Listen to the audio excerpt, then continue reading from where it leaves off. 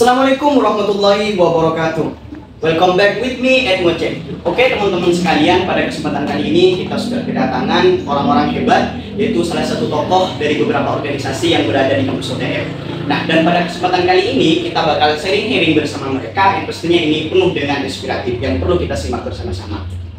Namun sebelum itu mungkin kita bisa kenalan dulu dengan narasumber kita yang hebat pada kesempatan ini. Oke, mungkin bisa dimulai dari Baik, Assalamualaikum warahmatullahi wabarakatuh. Salam, Om Swastiastu, Namo Buddhaya, salam sejahtera bagi kita semua.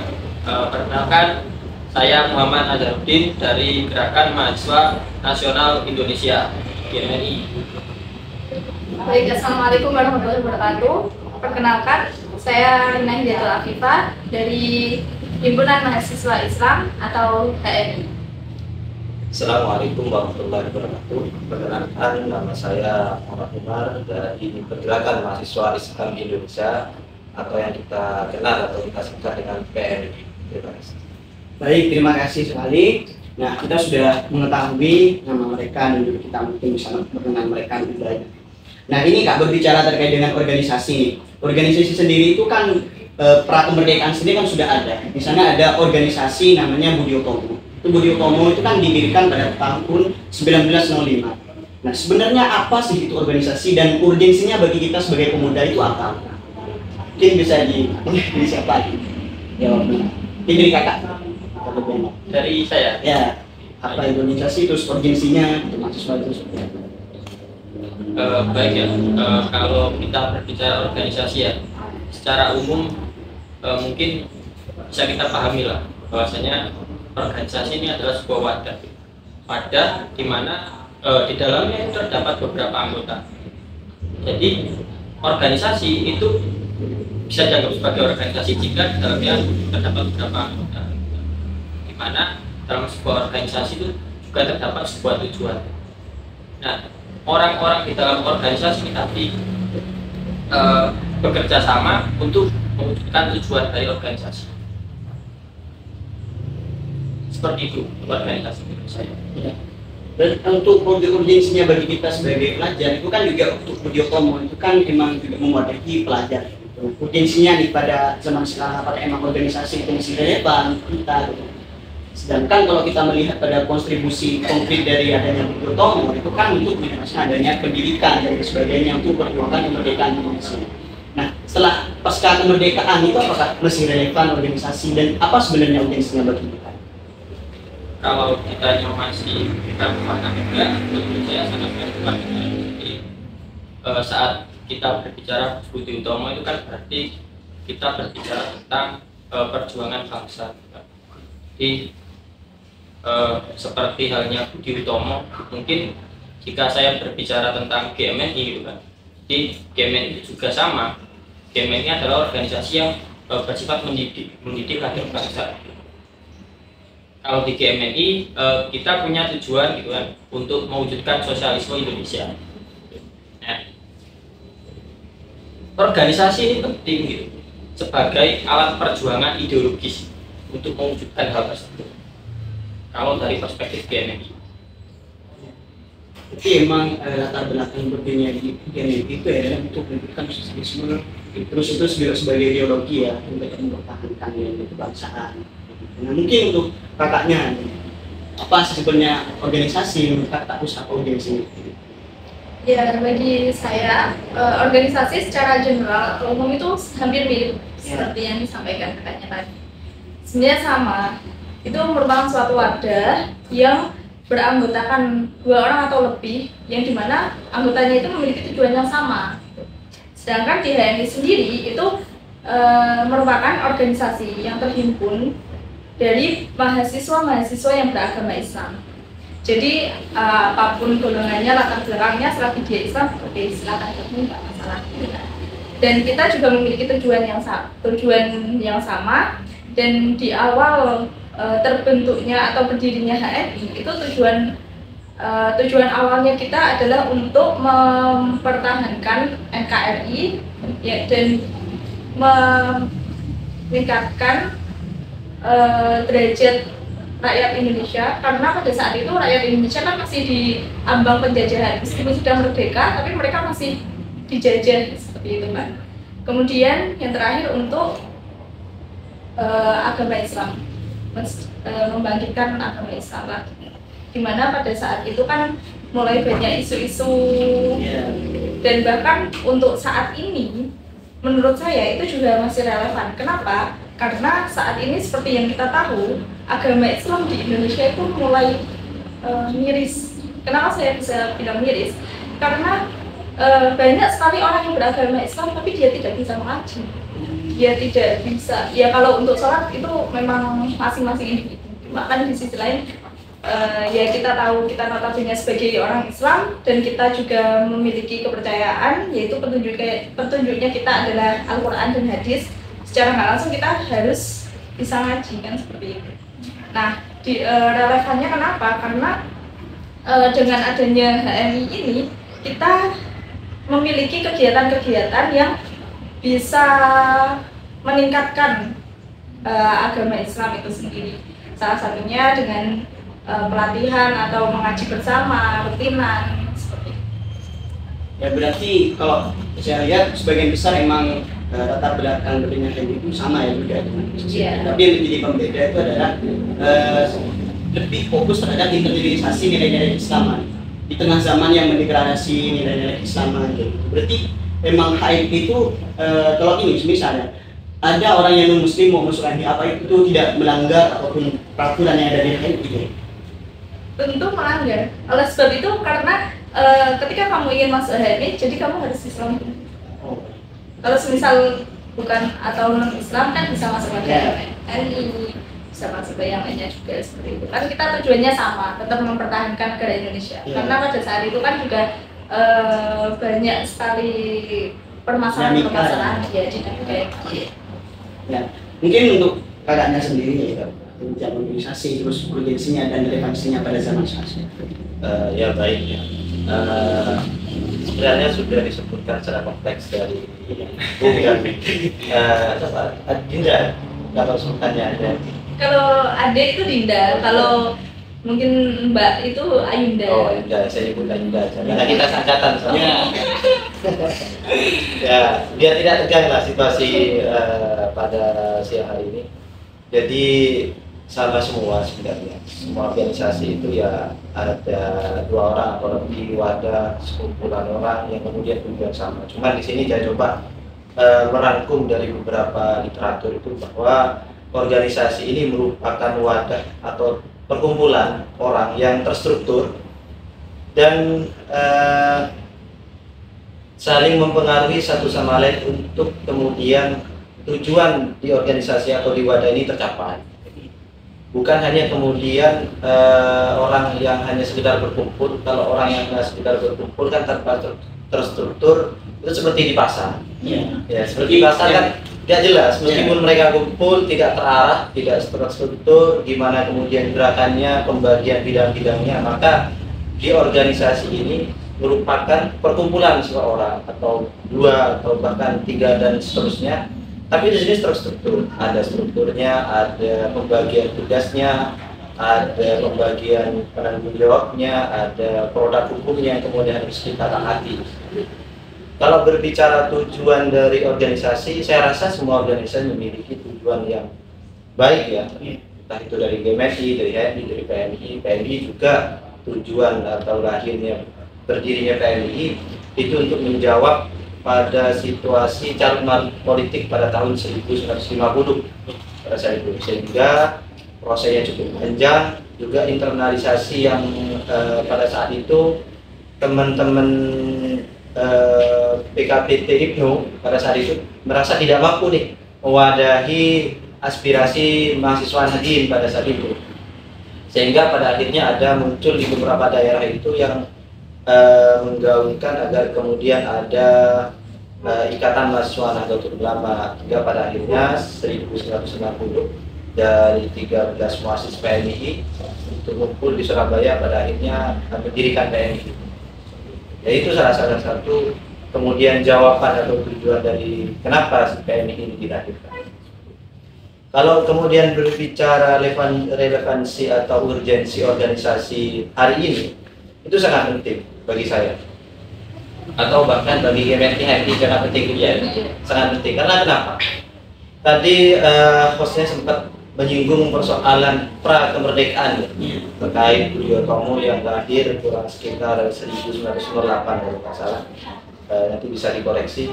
Itu kan salah satu yang mendeklarasikan pada saat itu kan Dr. Sutomo, Dr. Suwandi beserta kawan-kawan yang lain yang bergerak di bidang pendidikan pada saat itu untuk kemudian melawan Belanda itu atau melawan penjajah itu bukan hanya sekedar fisik atau daerah, tapi kemudian bagaimana penyatuan nasional dan ada perlawanan pendidikan pada saat itu. Sehingga kemudian efek dari dideklarasikannya Budi Utomo ini akhirnya pada tahun 1928 ini kan lahir Sumpah Pemuda dari Yogyakarta, yang Sumatera. Bahkan kalau kita melihat secara mendalam, katanya di sana itu ada keterlibatan orang Madura. Ya mohon maaf karena saya orang Madura. Ada keterlibatan orang Madura di sana ketika Sumpah Pemuda itu. Dan kita menelisik lagi pada tahun 1945 itu juga ada perseteruan antara kelompok muda dengan kelompok tua. Itu merupakan gerakan-gerakan yang terorganisir. Maka dari itu menurut saya negara ini pun sebelum merdeka itu sudah organisasi ini sudah sangat penting. Itu kemudian menuju kepada kemerdekaan Republik Indonesia. Maka kemudian tugas organisasi secara urgensinya adalah untuk kemudian menjaga nilai-nilai kemerdekaan itu sendiri. Maka itu paling penting, agar kemudian tidak ada gerakan-gerakan makar yang dilakukan oleh bangsa sendiri. Itu paling penting, urgensi kenapa organisasi per hari ini itu harus ada menurut saya. Seperti itu. Ya. Berarti ya teman-teman semuanya, urgensi dari, kalau kita melihat urgensi dari organisasi kemerdekaan itu sangat memiliki urgensi yang sangat besar gitu. Karena dengan adanya organisasi melahirkan adanya Sumpah Pemuda yang itu mewujudkan kemerdekaan. Nah, di pasca kemerdekaan itu juga memiliki urgensi dalam artian organisasi mesti relevan karena untuk lebih mempertahankan nilai-nilai kebangsaan dan persatuan NKRI. Nah, oke nih Kak, kan kalau kita melihat terhadap urgensi dari organisasi, pastinya kan ada upaya untuk kita tetap mempertahankan organisasi gitu. Nah, untuk Kakak sendiri, apa aja sih sebenarnya tantangan-tantangan yang berada di dalam organisasi? Ya, kalau kita melihat terhadap mahasiswa sekarang kayak gitu, pastinya banyak dinamika yang sangat dinamis kayak gitu.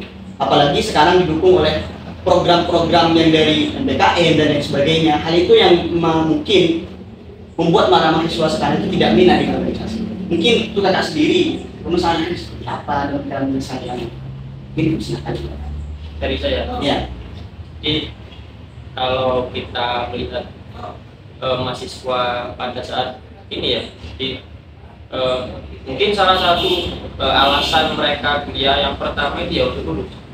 Jadi kadang saya juga nggak menyalahkan saat mereka mencoba untuk mengambil misal MBKM itu ya yang disebutkan oleh dosen untuk menempuh jalur sependek mungkin gitu menuju kelulusan gitu kan. Jadi banyak gitu sekarang teman-teman yang mengambil MBKM ini bisa lulus dengan waktu yang relatif cukup singkat lah, 3,5 tahun ya. Yang sebelum ada MBKM hal tersebut itu sangat jarang. Mungkin hanya di beberapa prodi ya kalau di UTM itu ya banyak lulus 3,5 tahun. Nah, sehingga faktor tersebut mungkin menjadi salah satu faktor pendorong gitu. Kenapa mahasiswa sekarang juga enggan untuk organisasi kan? Karena mungkin stigma yang dibangun juga itu adalah organisasi ini menghambat kelulusan kita. Saat kita aktif di organisasi, maka harus ada yang kita korbankan. Salah satunya adalah kegiatan akademik kita.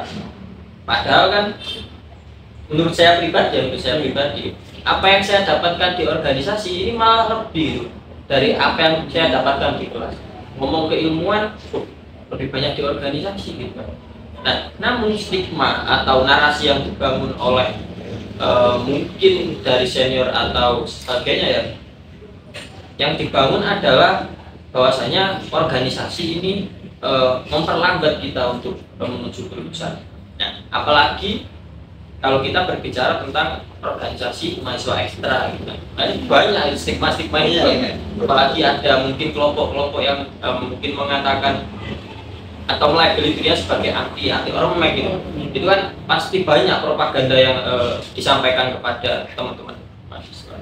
Nah, itu juga mungkin menjadi salah satu faktor gitu. Selain mungkin juga dinamika di organisasi yang menurut saya bagi teman-teman generasi sekarang itu menjadi sebuah tekanan tersendiri. Kalau mungkin beberapa dari kita yang berorganisasi itu kan menganggap bahwasanya dinamika di organisasi itu menjadikan kita sebagai atau proses pendewasaan diri lah. Kita anggap sebagai proses pendewasaan diri. Namun saya melihat teman-teman generasi sekarang saat dia terkena dinamika itu atau mengalami dinamika dalam organisasi itu langsung patah gitu semangatnya. Menyerah menganggap bahwasanya organisasi ini sebuah tekanan. Ini gak kuat kita di organisasi sama.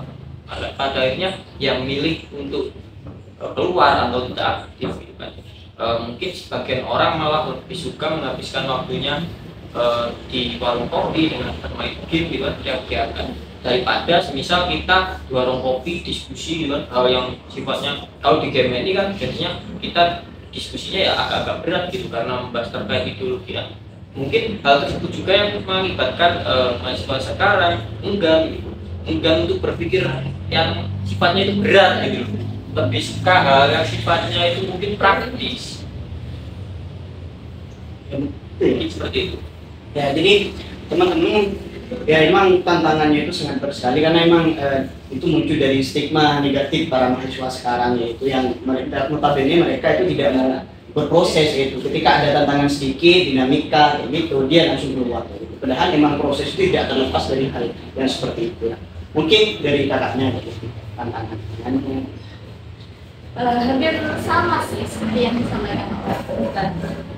Tapi di sisi lain harus ada gerakan atau perubahan-perubahan juga, adaptasi yang perlu kita lakukan gitu. Mungkin anak-anak sekarang itu males berdiskusi yang berat-berat. Jadi bagaimana caranya biar mereka itu tidak mengambil stigma itu secara mentah-mentah? Ya kita lakukan pendekatan terlebih dahulu. Pendekatannya bisa kita lakukan dengan cara, misalkan kalau di teknik khususnya kita mengadakan semacam pelatihan, bisa pelatihan pemrograman, web dan sebagainya, yang dimana mereka itu kan selalu beranggapan bahwasanya organisasi itu selalu tentang politik. Nah itu kan termasuk stigma yang kurang benar ya.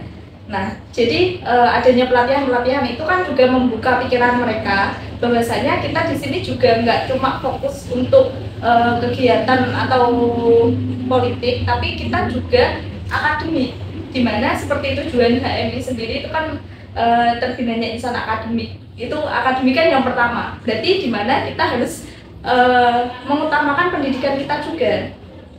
Nah kemudian di HMI sendiri itu ada lembaga-lembaga fakultatif. Misalnya kalau di teknik itu ada LTMI, itu Lembaga Teknologi Mahasiswa Islam. Kemudian ada juga Lembaga Dakwah Mahasiswa Islam. Nah itu kan secara nggak langsung menjawab kebutuhan mahasiswa saat ini. Oke lah mereka ikut MBKM, tapi ketika mereka ikut MBKM, fokus mereka itu hanya untuk lulus gitu, secara praktis lah ibaratnya.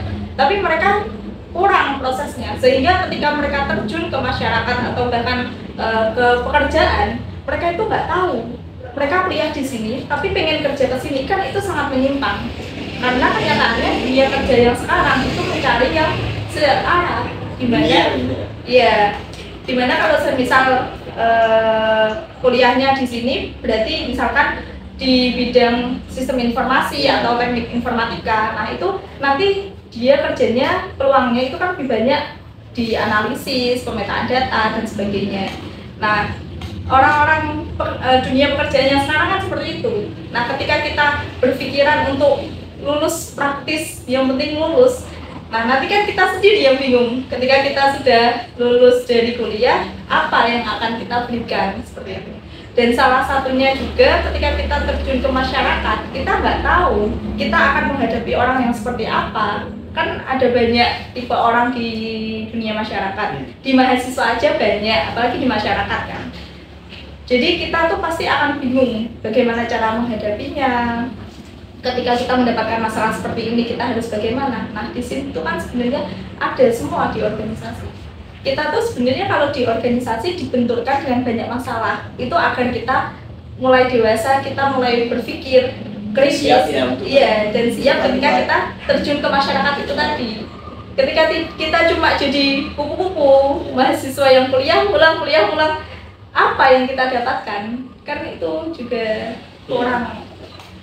Berarti gini ya, yang disampaikan tadi bahwasanya bahkan kalau kita alasannya cuma tidak ikut organisasi karena menginginkan program BKM gitu, bahkan di organisasi sebenarnya dia itu lebih kompleks gitu. Jadi itu teman-teman bahwasanya adanya program BKM dan lain sebagainya itu tidak memutus adanya sistem yang ada di organisasi.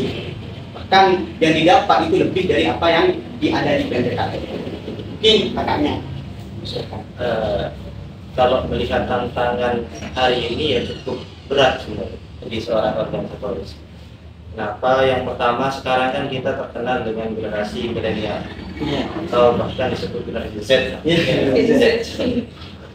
Ini cukup tantangannya luar biasa karena di generasi ini ia lebih kepada ingin yang instan tanpa melalui proses. Intinya ya instan, saya ingin ini ya tidak mau tahu prosesnya, tahapan yang harus saya lalui, cuma intinya saya pengen A. Dan juga tantangan yang cukup berat sekarang ini kan masa transisi. Selama hampir 2 tahun atau 3 tahun ini kan kita dilanda oleh pandemi COVID-19. Itu kemudian sudah generasinya sudah generasi Z, malah diterpa oleh pandemi, hingga pada akhirnya masa-masa transisi itu masa kemudian mereka yang harusnya mampu setidaknya mencontoh generasi-generasi sebelumnya itu kan tidak punya figur pada akhirnya, tidak punya contoh saya harus mengikutnya dalam urusan gerakan misalnya dalam urusan akademik, karena selama 2 tahun kita kuliahnya online, sehingga untuk berinteraksi sesama sosial sama teman kelas kita itu hingga pada akhirnya tidak ada. Dan disitulah hambatan organisasi selama beberapa tahun terakhir ini. Dan sekarang masa-masa seperti ini ya memang kita dituntut untuk berpikir lebih keras. Bagaimana kemudian kita menawarkan bahwa organisasi ini merupakan wadah yang tepat bagi mahasiswa. Betul yang disampaikan oleh kakak-kakak tadi. Ketika kita hanya kuliah pulang, coba kita berpikir mendalam. Di kelas kita selama belajar lah, kurang lebih kan selama kita 1 jam kita 45 menit. Kira-kira ilmu yang didapatkan atau yang disampaikan oleh dosen itu berapa persennya yang masuk otak? Kadang banyak kan teman-teman yang duduk di belakang malah main HP pun kadang nge-game. Itu kan pasti yang disampaikan oleh dosen kepada mahasiswa yang duduk di belakang. Ya tidak semua yang duduk di belakang seperti itu ya. 80% saya pastikan tidak diterima ilmunya, tidak ditangkap oleh otaknya oleh mahasiswa tersebut. Maka dari itu organisasi ini kan diadakan kemudian untuk memberikan wadah berproses yang lebih bagi mahasiswa itu sendiri. Ya tadi disebutkan bahwa banyak sekali saya mendengar di kampus kita Universitas Indonesia Madura ada yang menyebutkan anti-ormek, anti-organisasi ekstra kayak gitu. Itu bagi saya itu sangat memarginalkan kita gitu ketika ormek ini. Padahal ya kalau kita lihat ketika ada problematika di negara ini yang mendiskusikan tentang kenegaraan, tentang kebangsaan, itu semuanya organisasi ekstra. Saya rasa itu yang kemudian mengadakan diskusi publik, kajian-kajian, saya rasa itu semua organisasi ekstra yang memikirkan negara ini, bukan organisasi-organisasi yang bersifat insidentil dan lain-lain. Karena lahirnya kita ini sudah berapa puluh tahun yang lalu, hingga pada akhirnya kita tetap komitmen terhadap kemerdekaan Republik Indonesia. Dan juga tantangannya yang perlu kita hadapi karena sekarang ini bersifat dinamis, meskipun hukum itu harus mengikuti perkembangan masyarakat.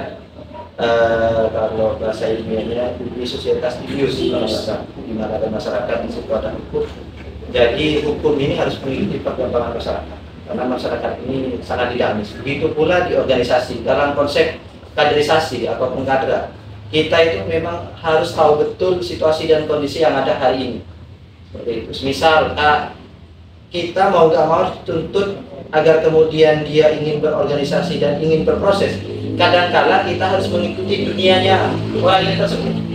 Misal dia suka game, suka gaya yang hedon. Mau nggak mau kita harus mengikuti terlebih dahulu. Pola itu harus kita terapkan terlebih dahulu agar kemudian ketika kita sudah menyentuh hubungan emosional dengan orang tersebut, baru kita bisa mengajak dia berproses sesuai dengan haluan organisasi kita masing-masing. Jadi kalau di PMI kan ada haluannya Islam Sunnah wal Jamaah sama nilai dasar pergerakan. Kalau di PMI terus asasnya ya asas dengar Pancasila. Itu yang kemudian kita jadikan sebagai pedoman dalam urusan organisasi. Tidak jauh kalau dan juga disinggung juga sama Ayuda tadi ya, Ayuda dari tempat ini disebutkan bahwa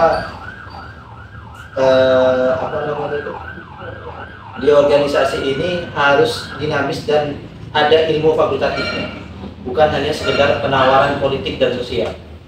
Saya rasa di organisasi itu pasti, entah di GMET, di HMI, di PMI, itu pasti meskipun tidak belajar tentang politik dan sosial, ketika kita masuk di organisasi maka kita pasti akan mendapatkan ilmu itu. Tapi yang paling penting itu bagaimana kemudian kita mendapatkan ilmu-ilmu fakultatif atau ilmu prodi, itu juga salah satu yang kita tawarkan. Karena per hari ini yang saya bawa itu ke teman-teman atau ke sahabat-sahabat saya itu tentang bagaimana kembali menyerukan kembali terhadap ini profesi. Karena banyak sekali sekarang aktivis mahasiswa atau organisasi kemampuannya hanya dua, kebijakan publik sama administrasi publik. Tapi ketika berbicara tentang keilmuan fakultatifnya dia tidak tahu. Itu yang sangat miris. Maka kemudian yang perlu kita rombak sekarang dalam konsep kaderisasi ialah tentang penyeruan atau kembali terhadap ilmu-ilmu fakultatif tanpa melupakan kekritisan mahasiswa. Seperti itu, sebagai yang memiliki tribusi mahasiswa. Itu penting sekali bagi saya. Kemudian kita merombak konsep kaderisasi. Yang paling penting juga stigma yang dibangun oleh beberapa orang-orang yang tidak suka terhadap organisasi itu kan buat apa itu organisasi karena menghambat. Bagi saya tidak. Banyak kemudian alumni-alumni kita ini GMET, HMI, toh S2 diterima beasiswa, ada yang bahkan lulus berprestasi di Universitas Indonesia Material. Lalu di mana letak titik negatifnya? Dalam artinya tidak mengurangi nilai akademisnya. Tidak mengurangi sama sekali. Padahal ketika kita memang betul-betul berorganisasi, maka di situ kita akan menemukan jati diri kita. Manfaat kita berorganisasi banyak. Berorganisasi itu manajemen waktu. Bagaimana kemudian kita koordinir ribuan orang yang pemikirannya berbeda dengan kita. Bagaimana kemudian kita memiliki jiwa leadership. Toh juga pada akhirnya ketika kita lulus, yang ditanyakan kalau kita masuk perusahaan sama HRD pasti ditanya pengalaman organisasinya apa. Kalau kemudian kita tidak punya pengalaman organisasi, kita mau jawab apa gitu? Berarti emang organisasi itu juga bisa jadi nilai plus ya ketika kita masuk dunia. Iya, bahkan nilai plus bagi saya. Mungkin itu teman-teman yang paling penting untuk kita ya bisa dikatakan karena ini nilainya bukan hanya plus ya. Iya, plus. Nambah Oke, benar sekali. Nah, jadi memang ya salah satu faktor yang sangat mungkin krusial ya dalam degradasi minat organisasi mahasiswa sekarang itu karena saat adanya pandemi. Itu pandemi kan berjalan selama 2 tahun. Jadi mungkin teman-teman yang menjadi permasalahan bagi kita semua merasakan sebagai generasi milenial yang mungkin mindset kita itu adalah hal-hal yang instan, yang cepat dan sebagainya. Nah ini Kak, kalau berbicara tadi kan disampaikan bahwasannya di organisasi juga ada keilmuan yang betul, pasti juga ada yang imperatif. Itu yang imperatif itu apakah berhubungan dengan politik kayak gitu? Atau dunia administrasi dan lain sebagainya, birokrasi itu gimana biar teman-teman paham lah kayak gitu apa perbedaan antara fakultatif dan imperatif mungkin dari kakaknya. Sebenarnya kalau saya memaknai apa yang diberikan opsi antara fakultatif atau imperatif itu dan menurut saya itu tergantung dari masing-masing. Misal kita ini kuliah di jurusan ilmu politik, berarti kan hal yang imperatif menurut saya terutama tadi yang politik itu kan berarti kan masuk ke fakultatif ya. Dan misalkan semisal kita ini kuliah di hukum ya, saat berbicara tentang politik itu maksudnya ke imperatif ya. Kalau apa tadi Yang pertanyaannya? imperatif dengan fakultatif itu biar teman-teman paham. Kalau bagi saya yang mahasiswa psikologi ya, ilmu psikologi menurut saya ilmu yang sifatnya fakultatif. Namun banyak mungkin ilmu-ilmu imperatif yang disebutkan oleh Ustaz yang padanya saya juga belajar di organisasi. Misal karena banyak teman-teman dari hukum gitu kan, jadi sedikit banyak saya juga paham gitu dasar-dasar ilmu gitu kan. Semisal ada kita bersosialisasi dengan teman-teman yang kuliahnya di jurusan ilmu ekonomi kan, sedikit banyak kita juga pasti ketularan gitu ilmu ekonominya tadi.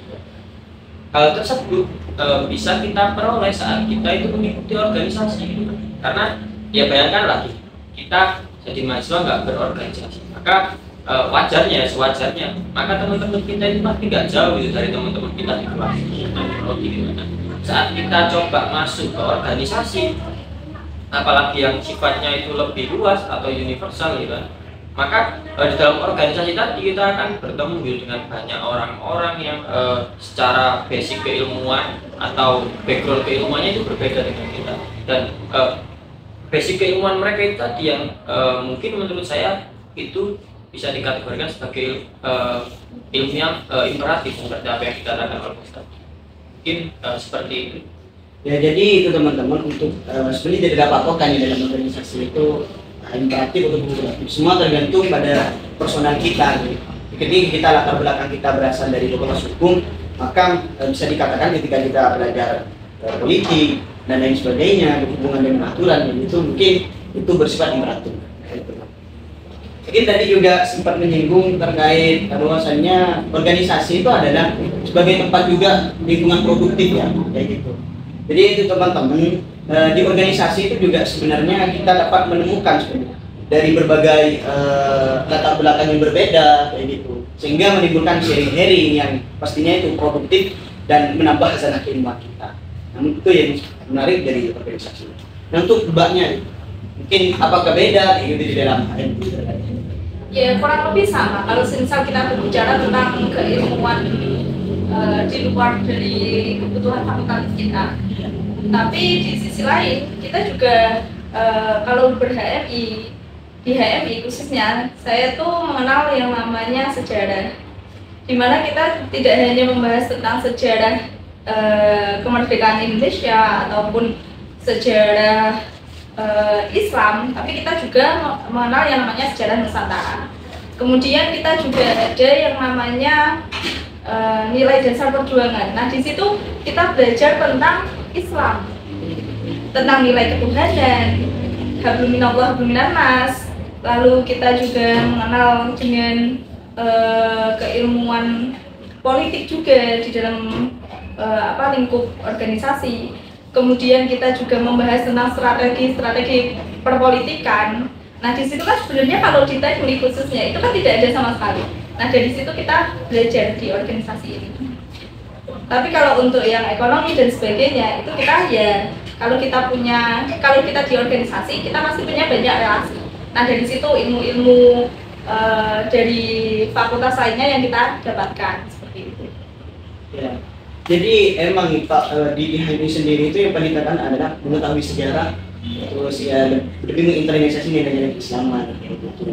Mungkin tadi sempat disampaikan juga ada strategi politik. Kalau kita berbicara politik, yang hal yang pertama kali ada di pikiran saya itu karena kan sempat ada asumsi yang kayak gini bahwasanya organisasi itu rawan diintervensi ketika dia ada aksi dan lain sebagainya. Itu sih sebenarnya apa? Apakah ya hal tersebut memang cuma asumsi masyarakat? Apakah itu juga termasuk dari strategi politik untuk tetap mempertahankan NKRI? Ya, kalau intervensi pasti ada, pasti. Ya. Yang ketika kita berpolitik ada dua orang kan, pro sama kontra. Ya. Nah, yang kontra itu pasti bakal mengintervensi kita. Bagaimana caranya kita tidak jadi melakukan gerakan tersebut? Sebenarnya seperti itu. Nah, tapi kalau kita fokus pada tujuan awal kita untuk mempertahankan NKRI dan sebagainya, kita tidak akan mudah terkena omongan-omongan ataupun intervensi dari orang lain. Karena kita punya tujuan yang jelas, dan ini tujuannya tidak hanya untuk kita, tetapi juga untuk rakyat Indonesia, kan seperti itu. Kemudian kan juga ada banyak sekali ilmu-ilmu sosial ketika kita bersosial dan sebagainya. Nah dari situ kan kita juga ketika kita terjun ke masyarakat, kalau di organisasi kan kita nggak cuma tentang lingkup kampus kan, kita juga ke lingkup masyarakat. Ketika kita melihat keadaan di sini seperti ini, keadaan di sana seperti ini, apa sih yang perlu kita benahi? Nah dari situ organisasi ini bergerak. Ya, jadi itu teman-teman, organisasi itu memang diintervensi ya, tapi intervensi oleh kepentingan rakyat kayak gitu, untuk memperjuangkan aspirasi rakyat kayak gitu. Nah, mungkin untuk kakaknya kayak gitu. Ya baik, sedikit menyinggung persoalan pertama ya, yang terkait fakultatif. Memang tujuan kita masuk kepada perguruan tinggi itu kan untuk menjadi seorang ahli, ahli di bidangnya masing-masing, bisa dikatakan seperti itu. Nah, maka kemudian saya menyerukan bagaimana mereka agar kemudian kembali terhadap fakultatifnya, karena banyak sekarang orang yang aktif di organisasi itu kadang lupa terhadap tujuan utamanya, bahwa ketika dia kuliah, misal saya ambil fakultas hukum, jadi rumpun keilmuan fakultas hukumnya itu kadang luntur gara-gara terlalu sibuk berorganisasi. Maka itu kemudian ilmu-ilmu fakultatif itu perlu kita tekan agar kemudian sesuai dengan tujuan awal yang dia inginkan. Dan ketika kita lulus dari SMA, SMK dan lainnya atau sederajatnya, ketika kita memilih prodi atau jurusan, maka itu kan yang harus kita tekuni ya, yang harus kita tekuni dan kita harus menjadi ahlinya di bidang tersebut, seperti itu. Maka kemudian ajaran-ajaran yang diajarkan di luar ilmu fakultatif di PMI ya banyak, contohnya sejarah baik itu kemerdekaan, sejarah Nusantara, baik itu dari kerajaan Singosari, itu dari kerajaan sampai ke Majapahit, atau bahkan menuju kemerdekaan itu kita juga lagi secara karena kita ini bersifatnya organisasi mahasiswa Islam, ya tentu di sini kita juga cerita atau mencari sejarah tentang yang keterkaitannya dengan agama Islam, seperti itu. Bukan hanya sekedar cerita nabi-nabi lah. Tapi kan kadang teman-teman ayo ngopi kita cerita nabi-nabi, kan kadang ada yang seperti itu.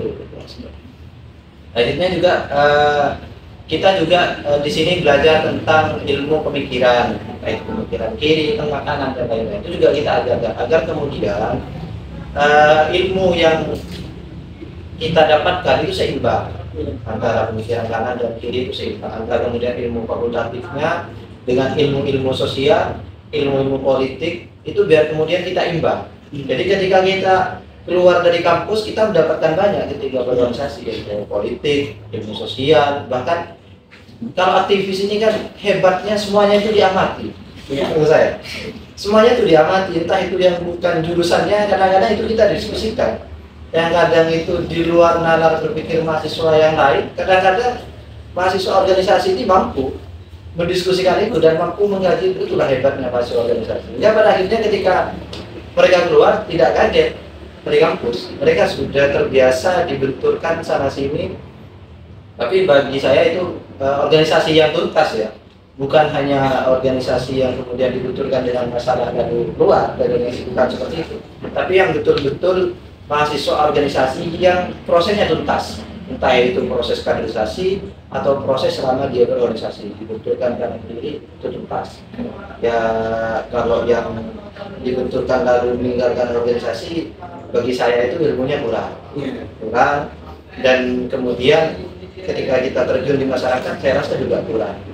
Saya juga pernah ada salah satu yang saya pegang per hari ini, belum bisa dikatakan seorang organisasi atau organisatoris, ketika dia menemukan masalah di organisasi tersebut, lalu orang ini itu pergi atau meninggalkan organisasi tanpa memecahkan persoalan tersebut.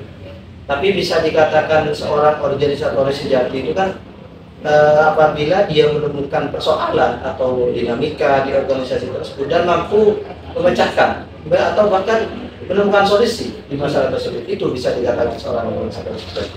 Karena pada intinya ketika kita masuk organisasi, yang menemukan masalah atau bahkan membuat masalah di organisasi. Iya. Dan kadang kita juga yang mencari solusinya seperti itu. Mungkin itu. Ya, jadi yang disampaikan tadi kesimpulannya dari ketiga narasumber kita ini bahwasanya di organisasi sendiri itu tidak ada penekanan ya, kita harus lebih paham yang ke fakultatif ataupun imperatif, tapi diusahakan untuk kita itu bisa balance, karena kedua-duanya itu merupakan hal baik, apalagi nanti kita bakal terjun ke dunia masyarakat dan lingkupnya lebih besar lah, tantangannya lebih besar gitu, dan di dunia dibandingkan dengan dunia organisasi.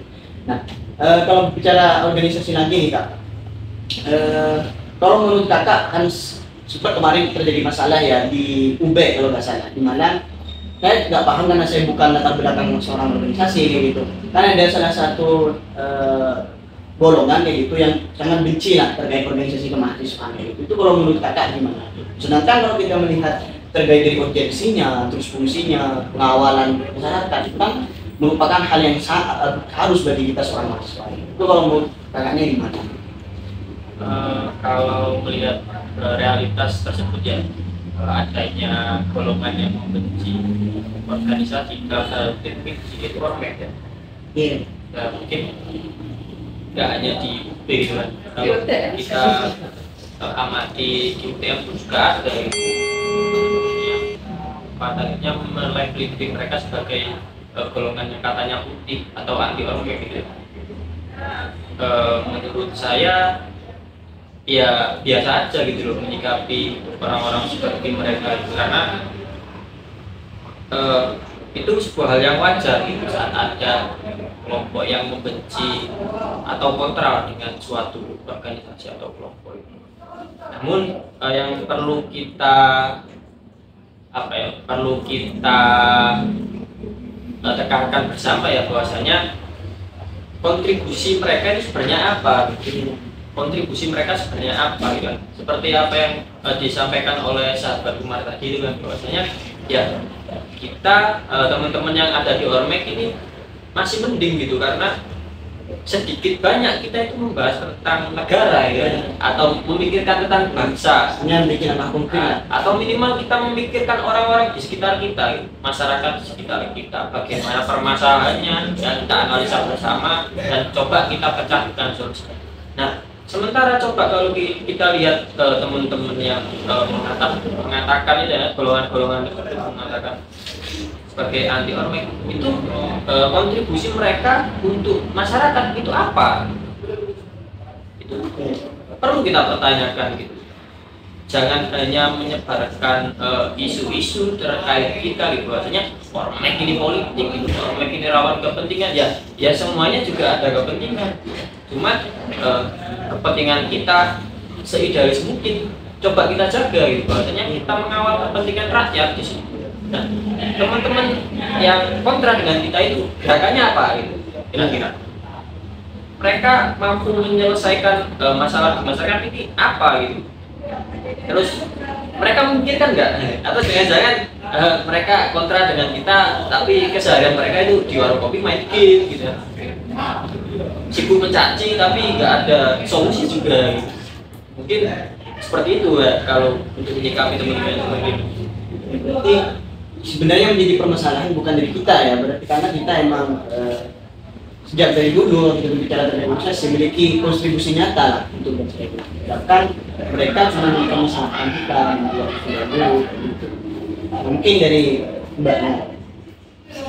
Ya, saya sepakat sih sama yang tadi, karena memang kenyataannya banyak sekali di lingkungan-lingkungan sini, jangan jauh-jauh ke UB, di UTM dulu aja.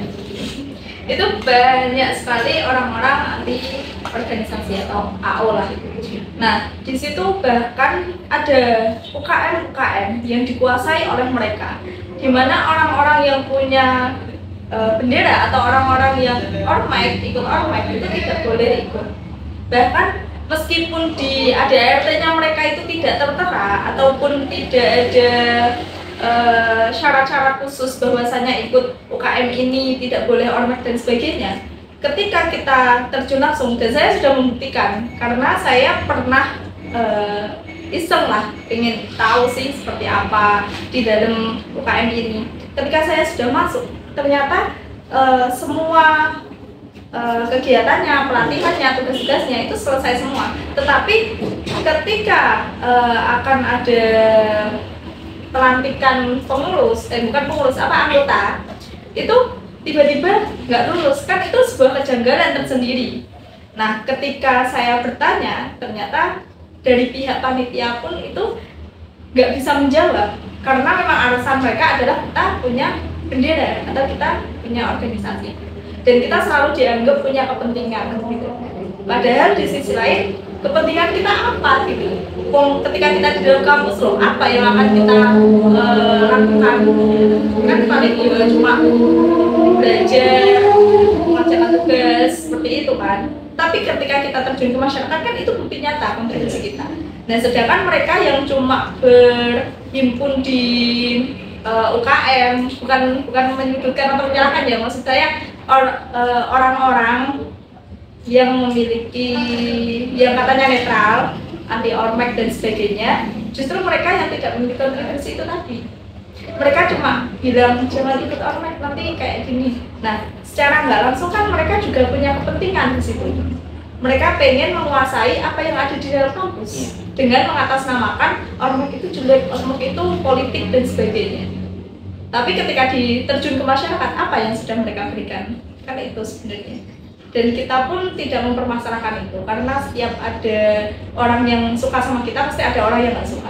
Jadi cukup karena kita cuma punya dua tangan, jadi tutup telinga aja gitu. Sudah hukum alam ya. Iya. Nah ya berarti emang hal tersebut dilatar belakangi oleh itu menciptakan identitas komunal untuk menjadikan oknum. Mungkin dari kakaknya. Ya, saya juga bingung per hari ini. Mereka tidak suka ormek itu alasannya apa? Iya. Alasan konkretnya itu apa? Apakah mereka itu terusik dengan keberadaan ormek? Saya juga tidak tahu. Sedangkan posisi kita kan tidak mengusik mereka. Toh kita juga sama-sama berjuang di internal, kita sama-sama memperjuangkan aspirasi, memperjuangkan kita mahasiswa yang lain. Kan makna ormek ini banyak, organisasi ekstra ini kan banyak.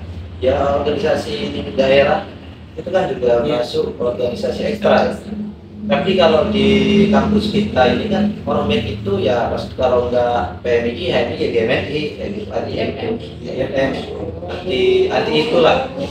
Maka kemudian saya bertanya, buruknya ormek ini banyak hari ini yang memikirkan karena ada kebijakan internal kampus yang itu tidak sesuai dengan keinginan mahasiswa yang melakukan gerakan itu kan teman-teman ormek. Kita membuat aliansi untuk menyuarakan atau mengaspirasikan itu. Lalu kemudian teman-teman yang menyuarakan anti ormek itu kemana gitu loh? Biasanya hanya keluar-keluar di media sosial, mohon maaf ya. Di media sosial membuat statement ini dan itu. Padahal kalau memang kemudian mereka ingin mencari solusi dari persoalannya, yuk kita duduk bareng. Biar kemudian clear persoalan ini. Alasan mereka itu tidak suka terhadap kita itu apa? Biar clear. Karena betul yang disampaikan oleh Bung tadi. Kontribusi kita per hari ini itu saya rasa jelas, konkret dan nyata gitu. Sudah tidak dilakukan lagi bukan kampanye.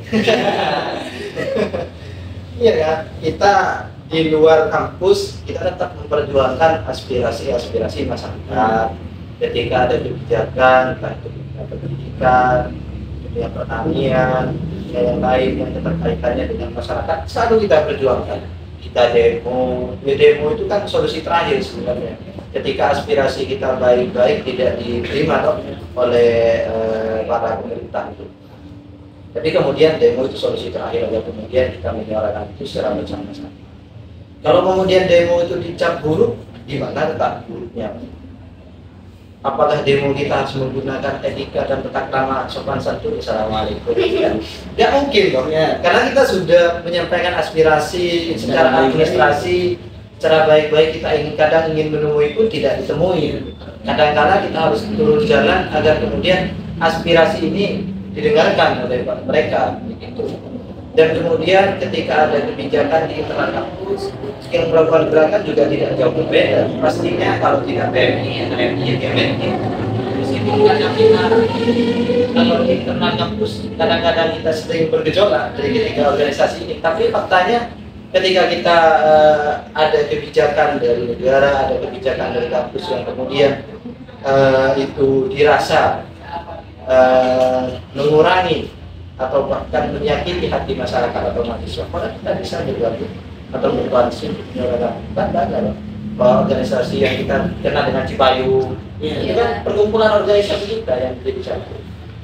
Dan juga ketika kita menjadi mahasiswa, itu kan kita dituntut untuk berpikir lebih dibandingkan dengan masyarakat atau dari teman-teman kita yang tidak melanjutkan terhadap perguruan tinggi.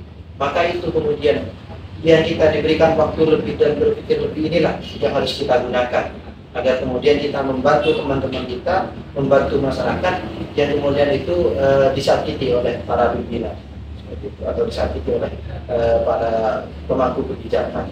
Maka kita lah sebagai agen of change katanya, maka kita lah yang harus menyuarakan itu.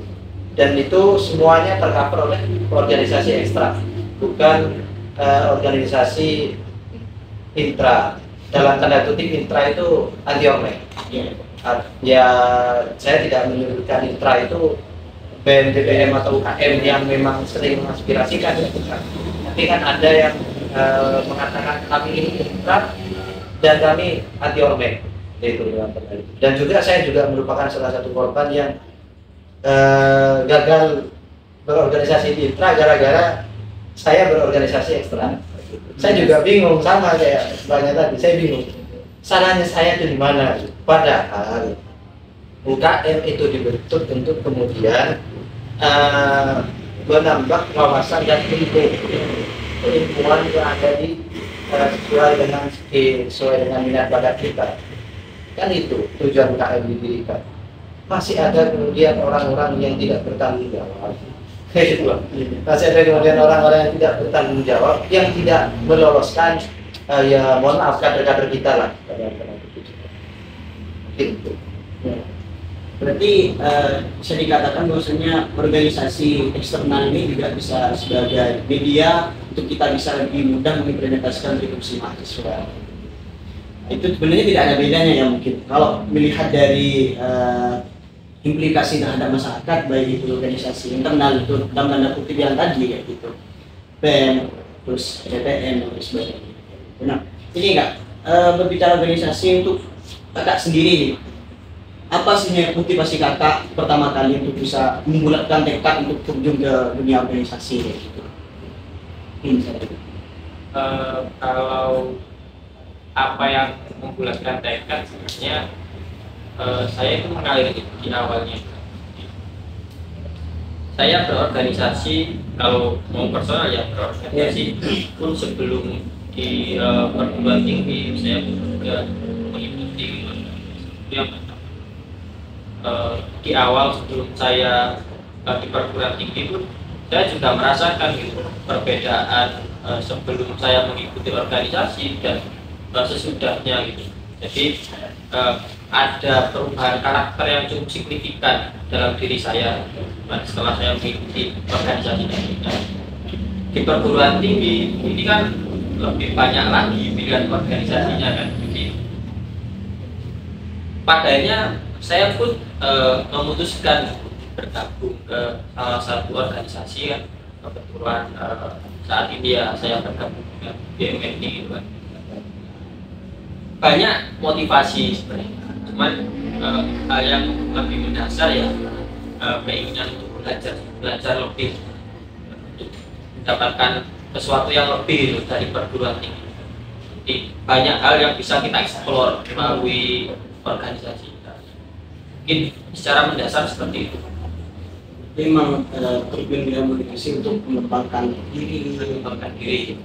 Kalau dari mbaknya? Ya hampir sama sih sebenarnya ya, cuma dulu tuh sempat bingung karena ada beberapa pilihan. Kalau untuk organisasi eksternal memang ada beberapa pilihan yang agak berat dan akhirnya memilih untuk dihadapi setelah beberapa pertimbangan seperti itu. Nah salah satunya ya karena saya ingin meningkatkan yang pertama public speaking, kemudian juga kalau di HMI itu kan ada yang namanya materi kekohatian atau keperempuanan. Nah di situ poin ya sebenarnya mungkin di PMI juga ada ya Mas. Nah mungkin itu yang menjadi minat saya gitu, karena saya sebagai perempuan kan juga pada dasarnya berpikirnya ya udah kita perempuan, kita menutup aurat dan sebagainya. Tapi ternyata setelah kita telusuri lebih dalam, kita sebagai perempuan tuh nggak cuma di situ. Peran kita sebagai seorang anak saat ini, sebagai seorang istri nanti suatu saat dan ibu itu juga penting. Dan kemudian ada banyak kajian-kajian yang membuat saya makin yakin untuk terjun ke organisasi. Salah satunya juga karena saya melihat ternyata di organisasi eksternal itu nggak seburuk itu. Organisasi eksternal nggak sesuai seperti apa yang dibilang orang-orang lah. Karena kan ketika kita hanya mendengar kata orang itu kan sama sinawang. Cuma sekrebatan aja dengernya taunya gitu. Tapi ketika kita udah tahu seperti apa isinya, yaudah kita pasti bakal yakin kalau kita ingin berorganisasi, terutama mengembangkan diri untuk lebih baik. Apalagi kita sebagai seorang muslim ya, yang notabene memang di teknik itu hanya ada 1 semester pendidikan agama Islam di semester 1, dan itu pun selanjutnya udah nggak ada. Jadi kayak oh ya udah aku pengen ikut ini ya, setidaknya biar ada tambahan-tambahan ilmu agama lah, nggak yang karena kita kan di sini kan terlalu bebas ya Mas. Iya dunia kampus yang ya sebebas itu.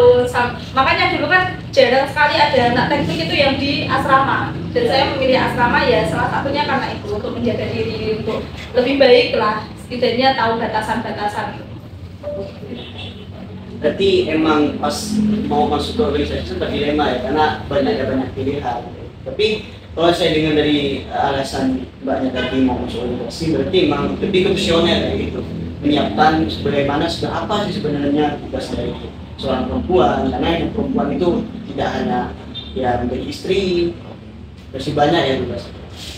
Mungkin untuk kakaknya gitu. Ya, saya sebelum masuk ke Universitas Trunojoyo Madura ini mungkin sudah berorganisasi.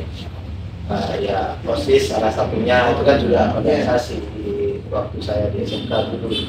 Dan itulah kemudian saya ketika kuliah kayaknya harus cari organisasi untuk mengembangkan diri. Karena juga sebelum saya kuliah itu selain ikut OSIS, saya juga ikut KMK.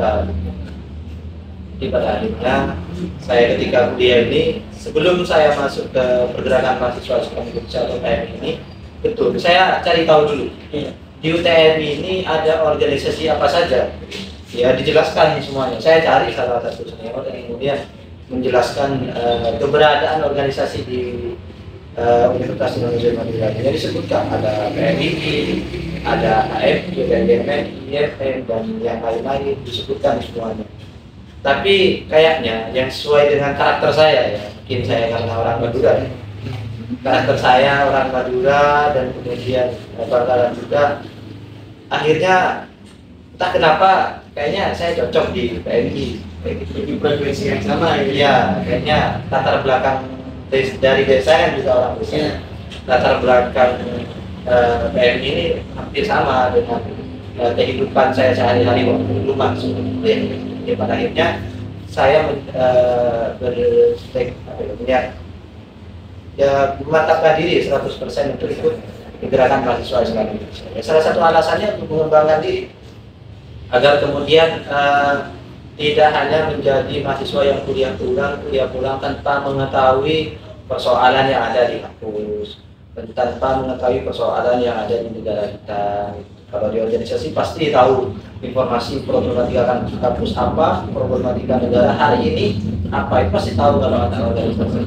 Nah itulah kemudian tujuan saya ikut berorganisasi. Sisi lain ya untuk mencari relasi, agar kemudian ketika lulus kuliah tidak bingung mengukur jalan ke barat ke timur, tapi kemudian ada kebermanfaatan yang jelas ketika kita berorganisasi, siapa tahu sama pendahulu kita bisa diajak bekerja sama atau kemudian masuk ke instansi ini lebih mudah karena kita sudah punya basic berorganisasi begitu. Jadi itulah tujuan saya sebagai penyebar tani. Saya ketika nanti lulus dari kampus tercinta ini Universitas Gadjah Mada. Berarti emang dari sebelum masuk UTM sudah aktif di organisasi ya. Nah ini mungkin terakhir ya, mungkin ada pesan atau tips trik dari kakak-kakak untuk teman-teman yang nantinya mau bergabung dalam dunia organisasi. Mungkin bisa disampaikan. Mulai dari Sampai oh saya ya, tapi terus. awal ya. Dia kan dari yang paling Iya, tua, betul. yang paling muda. Bisa aja. Nggak kembali Mas. Udah. Pesan untuk teman-teman yang mungkin masih di organisasi, tetap lanjutkan semangat teman-teman dalam berorganisasi, karena menurut saya sangat tidak ada ruginya. Malah kalau teman-teman ini pandai memanfaatkan organisasi ini, teman-teman bakal mendapatkan suatu hal atau manfaat yang banyak. Bagi teman-teman yang mungkin belum ikut di organisasi, silahkan teman-teman cari tahu organisasi yang sekiranya organisasi tersebut bisa membantu teman-teman untuk mengembangkan diri yang sesuai dengan passion atau karakter masing-masing gitu kan. Bagi teman-teman yang tidak suka dengan organisasi atau dalam tanda kutip organisasi ormek ya, nggak apa-apa gitu, silahkan teman-teman jelek-jelekan atau teman-teman membangun narasi seperti apapun, nggak apa-apa, asalkan satu, jangan mempengaruhi atau mengorbankan adik-adik kita atau memotong kesempatan adik-adik kita untuk belajar gitu. Karena mereka punya hak untuk belajar, punya hak untuk mengembangkan diri. Saat teman-teman coba potong itu, kira-kira teman-teman apa pertanggungjawabannya? Apakah teman-teman bisa untuk mendidik atau memberikan manfaat lain? Kalau teman-teman pada akhirnya hanya mengajak ngopi dan main game, ya mending teman-teman nggak usah. Mungkin seperti itu. Ya, jadi untuk teman-teman yang nantinya mau ikut organisasi itu harus dikaji dulu ya, apakah emang organisasi itu sudah sesuai ya. Jangan hanya nanti cuma mengandalkan ya dengar dari teman dan lain sebagainya. Jadi kan nanti akan berpengaruh kepada kita berproses di dalam organisasi. Mungkin dari kakak. Sampai dulu. Ya, ya mas. Aktif dari tadi. Ya. Ya, saya sependapat dengan masnya. Sebelum untuk teman-teman yang masih bingung, bimbang mau ikut organisasi apa, sebenarnya kita semua sama dan kita sekeras apapun kehidupan di kampus, sebentar apapun kita, ya kita tetap satu tujuan kan seperti itu. Ketika kita sudah kumpul, ya sudah kita sebagai teman kan seperti itu. Jadi jangan dengarkan isu-isu yang bahwasanya ada yang menjelekkan seperti ini, kalau di sini nggak boleh ke sini dan sebagainya. Sebenarnya itu juga kurang benar. Jadi tetap cari tahu minat bakatnya kalian di mana, kalian pengen fokusnya di apa, cari tahu juga organisasi A, B, C, D dan sebagainya itu seperti apa. Fokuskan diri kalian ke situ. Kalau memang kalian ingin terjun ke organisasi, ya berarti harus siap dengan segala kerumitan yang akan kalian hadapi, karena sebenarnya itu adalah proses pendewasaan kalian. Jadi ibarat pohon, semakin tinggi pohon kan semakin kencang tuangnya. Jadi jangan sampai kalian udah pengen berorganisasi tapi karena banyaknya guncangan dan sebagainya kalian menyerah. Tapi tetap fokus kalau memang ingin fokus ke organisasi. Kemudian untuk teman-teman yang sudah di organisasi, tetap pertahankan solidaritasnya, jangan sampai kemakan orang-orang yang atau oknum yang mungkin tidak bertanggung jawab bahwasanya organisasi A seperti ini, B seperti ini. Itu sebenarnya nggak benar, karena kita semua sama tujuannya. Bahkan kita juga sering berkolaborasi seperti ini. Kita juga kalau sudah seperti ini ya kita teman kan seperti itu. Dan tetap kokohkan diri kalian, apapun yang akan terjadi pada organisasi jangan sampai keluar seperti itu. Kalaupun mau keluar ya coba difikirkan lagi lah, seperti itu. Banyak juga hal yang akan kalian dapatkan kok di organisasi. Kemudian untuk teman-teman yang anti organisasi, ya silakan, nggak apa-apa kalian membenci kita, tapi kita tujuannya sama, kita pengen adik-adik kita itu paham apa itu organisasi, jangan hanya melihat dari satu persepsi negatifnya organisasi, karena dimanapun itu pasti ada plus minusnya. Orang kita hidup aja loh, kadang ada, kalau orang melihat tuh kita dianggap kayak, kalau sudut pandang itu negatif pasti ya negatif, kalau sudut pandangnya positif ya positif, kan kayak gitu. Jadi silakan kalian melihat dari sudut pandang manapun, nggak masalah, tapi jangan sampai mengorbankan masa depan adik-adik kalian. Dan kalaupun memang kalian tidak suka dengan kita, ya sudah, setidaknya berikan kontribusi nyata kalian itu di masyarakat maupun di lingkungan kampus itu seperti apa. Nah, jadi itu teman-teman, jadi yang disampaikan banyak tadi bahwa ketika kita sudah memiliki keinginan untuk masuk di organisasi, maka harus mantapkan niat kita ya. Dan juga harus siap dengan berbagai konsekuensi yang harus kita alami. Dan Mbaknya juga tadi menyampaikan analogi yang sangat bagus sekali, seperti halnya pohon ketika semakin besar maka anginnya juga semakin besar kayak gitu. Nah, Ping, kalau dari kakaknya nih, Masih menyimpulkan saya. Karena dari kedua tematik hebat ini sudah dijelaskan banyak. Saya akhirnya bingung. Apa yang mau saya simpulkan? ya, Intinya dari saya kayak gini. Berorganisasi itu tidak akan rugi, karena berorganisasi itu kita berinvestasi sosial. Mungkin itu saja. jadi itu teman-teman semuanya pada kesempatan kali ini, dan saya ucapkan terima kasih kepada kakak sudah sharing bersama kami. Semoga yang disampaikan tadi juga menjadi motivasi bagi teman-teman semua ya, semoga hal tersebut bisa menjadi tolak ukur lah bagi mahasiswa sekarang. Nah, jadi teman-teman semuanya jangan lupa yang pastinya subscribe channel Ngoceh, dan pastinya pada kesempatan kali ini kita kedatangan sumber yang sangat baik, dan di masa yang akan datang kita juga akan mendatangkan narasumber yang lebih baik. Terima kasih anak-anak semuanya. Assalamualaikum warahmatullahi wabarakatuh. Waalaikumsalam. Waalaikumsalam warahmatullahi wabarakatuh.